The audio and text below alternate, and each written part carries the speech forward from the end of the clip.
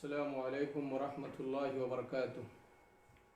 الحمد لله الذي هدانا لهذا وما كنا لنهتدي لولا أن هدانا الله. فأعوذ بالله السميع العليم من الشيطان الرجيم من همزه ونفخه ونفثه. بسم الله الرحمن الرحيم. يا أيها المدثر قم فأنذر وربك فكبر وثيابك فطهر والرجز فاهجر ولا تمنن تستكثر ولربك فاصبر. وعن عائشة أم المؤمنين رضي الله عنها أن الحارث بن هشام رضي الله عنه سأل رسول الله صلى الله عليه وسلم يا رسول الله كيف يأتيك الوحي؟ فقال أحيانا يأتيني مثل صلصلة الجرس وهو أشده علي فيفصم عني وقد وعيت عنه ما قال وأحيانا يتمثل لي الملك رجلا فيكلمني فأعي ما يقول. رواه البخاري. رب اشرح لي صدري ويسر لي أمري واحلل عقدة من لساني يفقهوا قولي. رب زدني علما سبحانك لا علم لنا إلا ما علمتنا إنك أنت العليم الحكيم. محترم ناظرین، آج سیرت طیبہ کا 8واں درس ہے اور 1 مئی سن 2020 ہے، بروز جمعہ.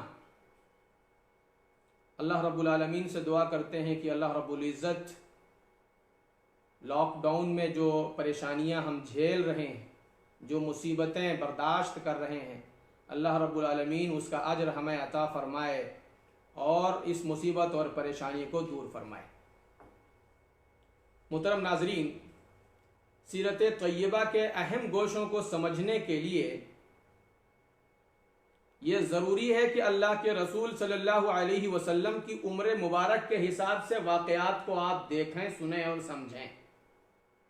اللہ کے رسول صلی اللہ علیہ وسلم کی سیرت طیبہ کو سمجھنے کے لیے ضروری ہے کہ 3 باتوں کو یاد رکھیں. پہلی بات یہ ہے کہ اللہ کے رسول صلی اللہ علیہ وسلم کی وہ زندگی جو ولادت اور پیدائش سے لے کر کے نبوت تک ہے، یعنی 1 برس سے لے کر کے 40 برس کی عمر تک. پھر اس کے بعد دوسرا دور آتا ہے نبوت کا دور. کل مدت نبوت 23 برس ہے، 2 اور 3، 20 پر 3 سالہ مدت ہے نبوت کی کل زندگی. اور پھر نبوت کی اس 23 سالہ مدت کو 2 حصے میں تقسیم کرتے ہیں، ڈیوائیڈ کرتے ہیں. نمبر 1 مکی زندگی، نمبر 2 مدنی زندگی. مکی زندگی 13 سالہ زندگی پر مشتمل ہے. اللہ کے رسول صلی اللہ علیہ وسلم کی عمر جب 40 برس کی ہوئی اور آپ کو نبوت سے سرفراز کیا گیا، خلافت نبوت سے سرفراز کیا گیا، تو پھر اس کے بعد 13 برس تک آپ صلی اللہ علیہ وسلم مکہ میں ہی ٹھہرے رہے. اور جب آپ کی عمر 53 سال کی ہو گئی، 50 پر 3، 53 سال کی ہو گئی، تو آپ صلی اللہ علیہ وسلم نے ہجرت مدینہ فرمائی 53 سال کی عمر میں. اور پھر 10 سال آپ صلی اللہ علیہ وسلم مدینہ میں رہے. جب آپ کی عمر 63 سال کی ہو گئی تب آپ صلی اللہ علیہ وسلم کا انتقال ہوا. یہ بنیادی باتیں تھیں جو میں نے آپ کے سامنے رکھی کہ 40 سالہ زندگی نبوت سے پہلے کی زندگی. پھر جب آپ کی عمر 40 سال کی ہوئی تو 40 سال سے لے کر کے 53 سال کی زندگی، 13 سالہ مدت، یہ مکی زندگی کہلاتا ہے. اور اس کے بعد 10 برس کی زندگی آپ صلی اللہ علیہ وسلم نے مدینہ طیبہ میں گزاری، اسے مدنی زندگی کہتے ہیں. اور دونوں کے واقعات الگ الگ ہیں اور دونوں میں الگ الگ جو ہے اس کے واقعات ہیں، الگ الگ اس کی کیفیتیں ہیں، الگ الگ اس کی حالتیں ہیں. یہ میں بنیادی باتیں آپ کے سامنے پیش کر رہا تھا. اور قبل اس کے کہ میں اپنے سلسلے کو اور آگے بڑھاؤں، میں نے وعدہ کیا تھا کہ انشاءاللہ العزیز 1 ہفتے کے بعد چند سوالات میں آپ کے سامنے رکھوں گا. تو آج میں کچھ سوال لے کر کے آیا ہوں. میرے واٹس ایپ پر یا فیس بک پر آپ لوگ جواب دے سکتے ہیں انشاءاللہ. اللہ رب العالمین ان لوگوں کو اجر عظیم عطا فرمائے جو لوگ پیارے رسول صلی اللہ علیہ وسلم کی سیرت کو سنتے ہیں اور اس کے جواب بھی دینے کی کوشش کرتے ہیں۔ پہلا سوال یہ ہے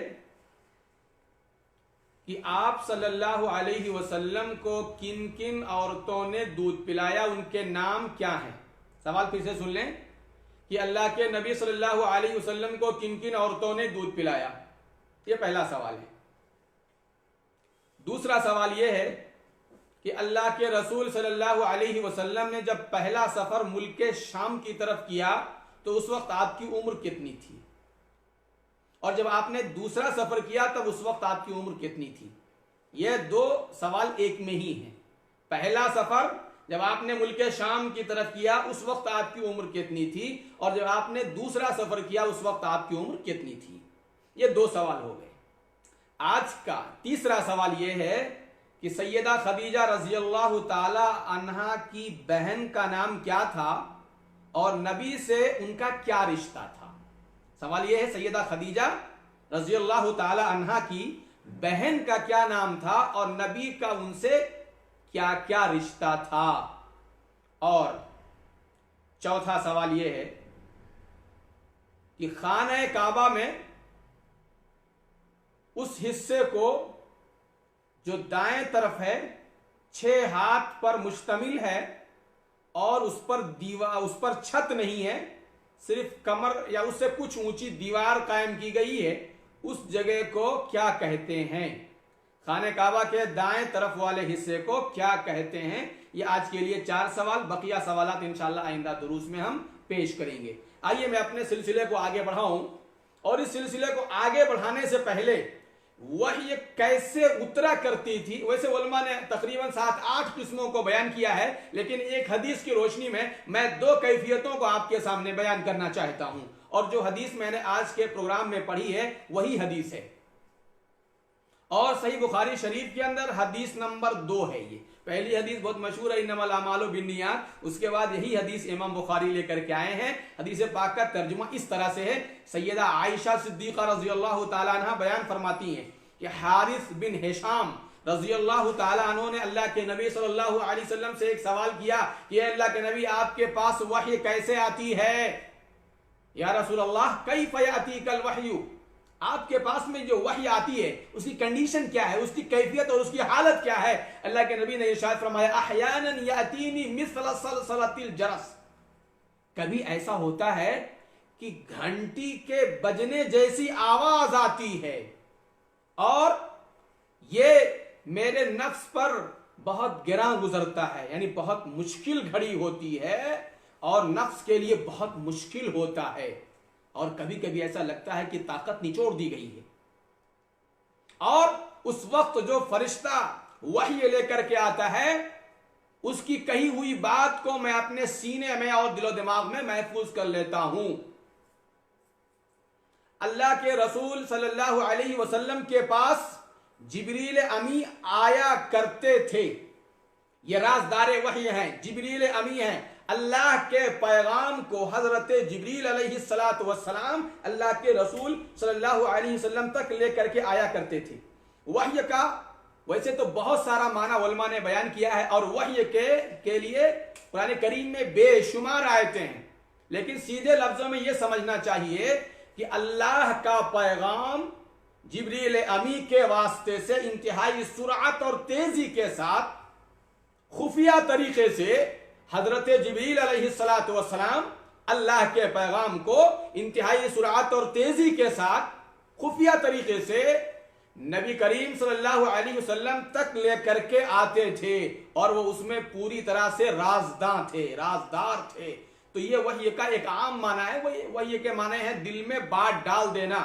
اللہ تبارک و تعالیٰ اپنے نبی کے دل میں بات ڈال دیتا تھا، اس کی شکلیں کئی طرح سے ہو سکتی ہیں، جیسا کہ اس حدیث کے اندر آیا ہے کہ اللہ کے نبی صلی اللہ علیہ وسلم الرٹ ہو جاتے تھے جب جبریل امی آتے تھے، اس وقت ایک گھنٹی بجتی تھی، ٹن ٹن کی آواز آتی تھی، اور پیارے رسول صلی اللہ علیہ وسلم کے دل و دماغ پر وہ باتیں پوری طرح سے محفوظ ہو جاتی تھیں۔ یہ وحی کی ایک شکل تھی۔ اور آگے اللہ کے نبی نے ارشاد فرمایا، اور کبھی ایسا بھی ہوتا تھا کہ فرشتہ انسانی شکل و صورت میں میرے پاس میں آتا تھا، جیسا کہ روایتوں میں آتا ہے کہ صحابی کی شکل میں حضرت جبریل امی تشریف لاتے تھے اور حضرت جبریل امی کی کہی ہوئی باتوں کو اللہ کے نبی صلی اللہ علیہ وسلم اپنے سینے میں نقش کر لیتے تھے، اپنے سینے میں محفوظ کر لیتے تھے۔ اما عائشہ رضی اللہ تعالیٰ عنہ بیان فرماتی ہیں کہ میں نے دیکھا کہ اللہ کے رسول صلی اللہ علیہ وسلم پر وحی اتری اور جب وحی ختم ہوئی تو آپ کی پیشانی مبارک پسینے سے شرابور تھی،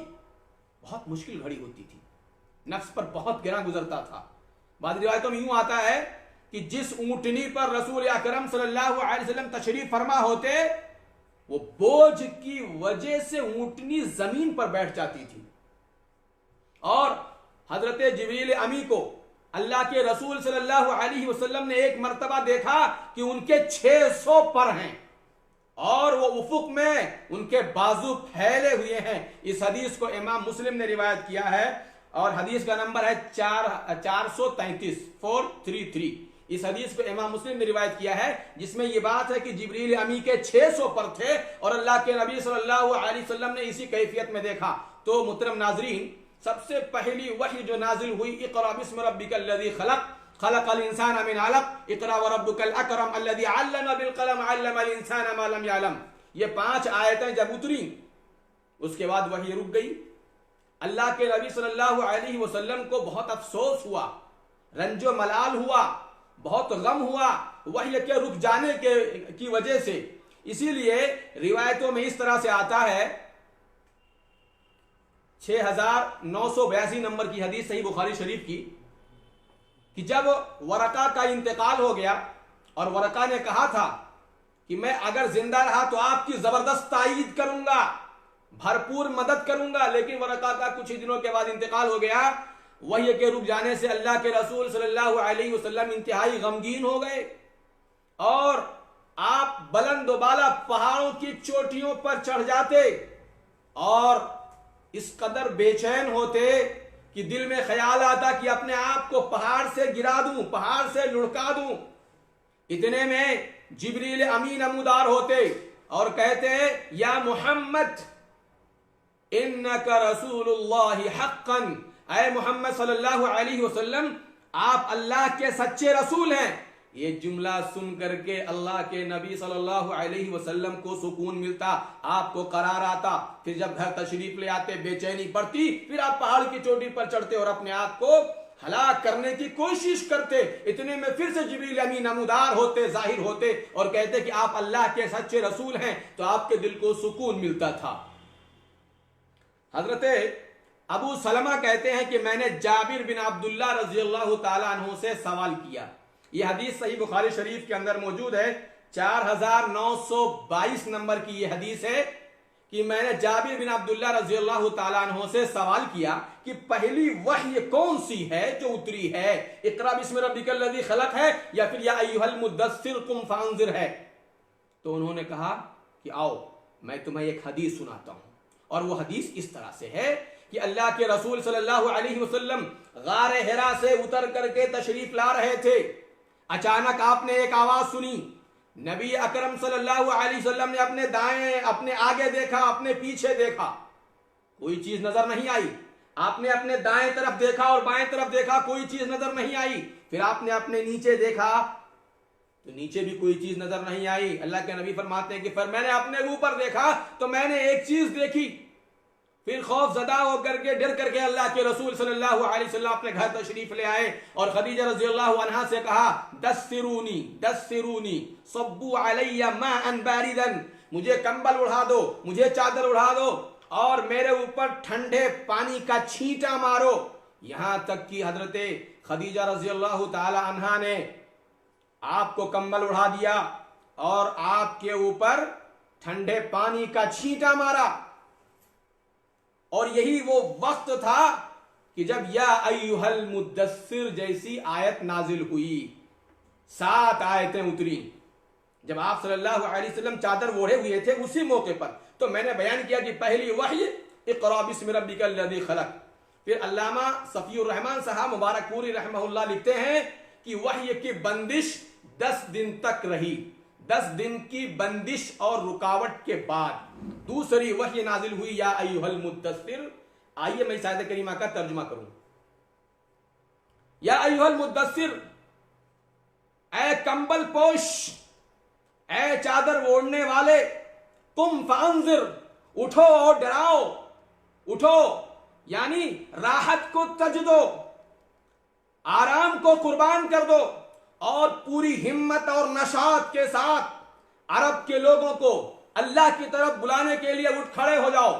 یعنی یہاں اللہ کے رسول صلی اللہ علیہ وسلم کو دعوت اللہ کا حکم دیا جا رہا ہے، توحید کی طرف لوگوں کو بلانے کے لیے آپ کو حکم دیا جا رہا ہے کہ اللہ کے نبی آپ اٹھ کھڑے ہوئیے، قم فانذر، اور لوگوں کو ڈرائیے، عذاب جہنم سے لوگوں کو ڈرائیے۔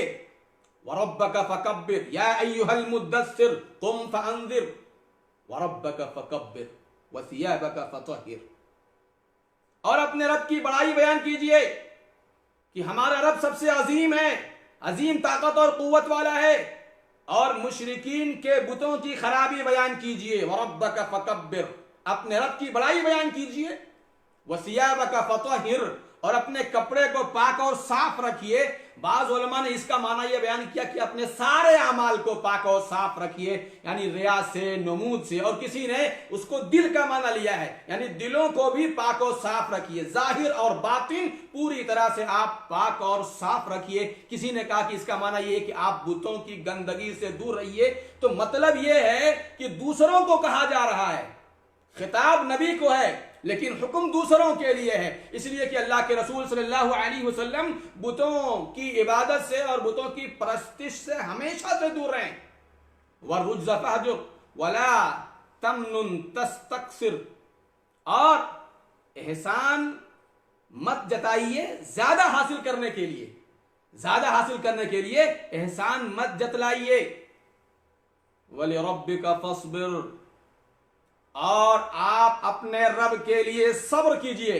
دعوت اللہ کی راہوں میں جو مشکلات اور جو پریشانیاں آنے والی ہیں، اس کے لیے آپ اپنے رب کی خاطر، رب کی رضا کے لیے آپ صبر کیجئے۔ خفیہ دعوت کے یہ 3 سال ہیں۔ اللہ کے رسول صلی اللہ علیہ وسلم نے مکے والوں کو چوری چھپے، سری طور پہ 3 سال تک اللہ کی طرف بلایا۔ خفیہ دعوت کے 3 سال ہیں۔ جب آپ صلی اللہ علیہ وسلم کی عمر 40 سال ہوئی، 40 سال سے لے کر کے 43 سال کی عمر تک 3 سال تک مکے والوں کو چوری چھپے، آہستہ آہستہ فردن فردن ایک ایک آدمی کو تنہائی میں بلایا کرتے تھے۔ کیوں بلاتے تھے؟ اس لیے بلاتے تھے کہ کہیں ایسا نہ ہو کہ قریش کے لوگ بھڑک اٹھیں اور کہیں مخالفت کا طوفان نہ کھڑا ہو جائے۔ اللہ کے رسول صلی اللہ علیہ وسلم نے دھیرے دھیرے آہستہ آہستہ تنہائی میں فردن فردن ایک ایک آدمی سے مل کر کے لوگوں کو اللہ کی طرف بلایا۔ سیدہ خدیجہ رضی اللہ تعالیٰ عنہ سب سے پہلے آپ پر ایمان لائیں۔ عورتوں میں سب سے پہلے ایمان لانے والی سیدہ خدیجہ رضی اللہ تعالیٰ عنہ ہیں۔ اندر اور باہر کا سب حال جانتی تھیں، اس لیے نبی کی نبوت پر سب سے پہلے وہ ایمان لائیں۔ پھر اس کے بعد مردوں میں حضرت ابو بکر صدیق رضی اللہ تعالیٰ عنہ ہیں، بچوں میں حضرت علی رضی اللہ تعالیٰ عنہ ہیں، اور اسی طریقے سے حضرت ام ایمن ہیں جنہوں نے نبی کو گود میں کھلایا تھا، اور غلاموں میں حضرت زید بن حارثہ ہیں۔